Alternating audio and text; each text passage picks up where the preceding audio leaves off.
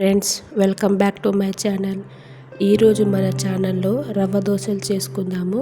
పిండి రుబ్బే పనే లేదు. 10 నిమిషాల్లో అప్పటికప్పుడు అయితే రవ్వ దోశలు రెడీ అయిపోతాయి అన్నమాట. దోశలు కూడా చాలా సాఫ్ట్గా క్రిస్పీగా అలాగే నోట్లో వేసుకుంటే కరిగిపోయేటట్టు చాలా అంటే చాలా టేస్ట్గా అయితే ఉంటుంది. పిల్లలు కూడా చాలా ఇష్టంగా తింటారనమాట. ఇంట్లో పెద్దలు కూడా ఇష్టపడతారు. ఈ విధంగా మీరు దోశలు అలాగే చట్నీ కూడా ఏ విధంగా చేయాలో ఇప్పుడు నేనైతే చూపిస్తాను. అరకప్పుల బొంబాయి రవ్వనైతే తీసుకుందాము.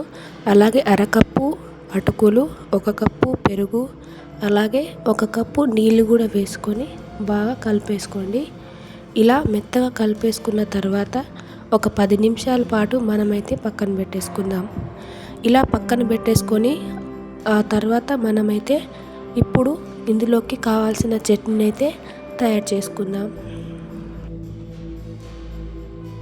ప్యాన్ పెట్టేసుకుని ఇందులో తగినంత ఆయిల్ అయితే పెట్టేసుకొని అలాగే కొంచెం మినపగుళ్ళు పెట్టేసుకోవాలి.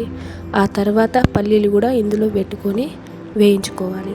కొంచెం గోల్డెన్ కలర్ వచ్చేంత వరకు అయితే మనం ఈ పల్లీలను ఫ్రై చేసుకుందాం.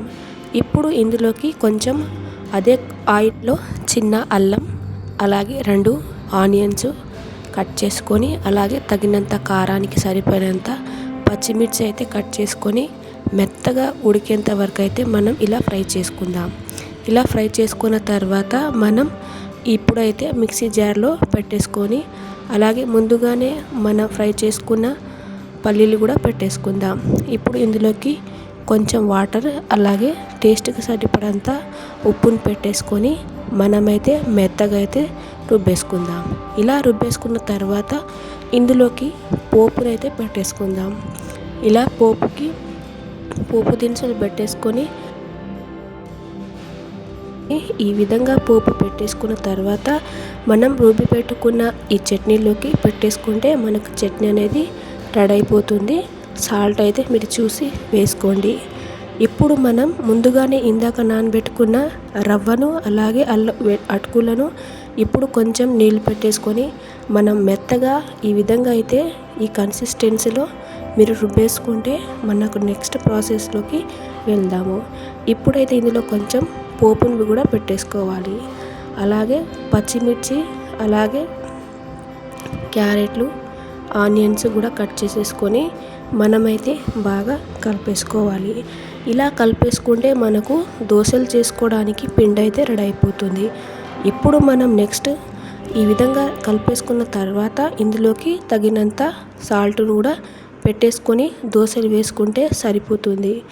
ఇప్పుడు మనం ప్యాన్ పెట్టేసుకొని ఒక 2 నిమిషాలు హై ఫ్లేమ్లో పెట్టేసుకొని ప్యాన్ హీట్ అయిన తర్వాత ఇలా ఆయిల్ పెట్టేసుకుంటే నెక్స్ట్ మనం రుబ్బేసుకున్న దోశ పిండిని అయితే పెట్టేసుకుందాం. ఇప్పుడు ఇలా ఈ విధంగా దోశలు వేసుకుంటే మనకు సాఫ్ట్గా క్రిస్పీగా దోశలు అనేది రెడీ అయిపోతుంది అన్నమాట.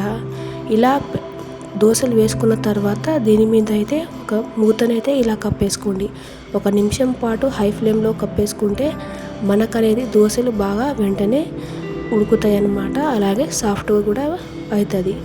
ఇప్పుడు మనం ఇది వేరే ఇలా మార్చుకుని తర్వాత మనం దోశలు అనేది సర్వ్ చేసుకోవచ్చు. మీకు ఈ క్రిస్పీ రవ్వ దోశలు నచ్చినట్లయితే మన ఛానల్ని సబ్స్క్రైబ్ చేయడం మర్చిపోవద్దు. చూస్తున్నారు కానీ సబ్స్క్రైబ్ అయితే చేస్తలేరు. మంచి రెసిపీతో మీ ముందు ఉంటాను. అంతవరకు బాయ్.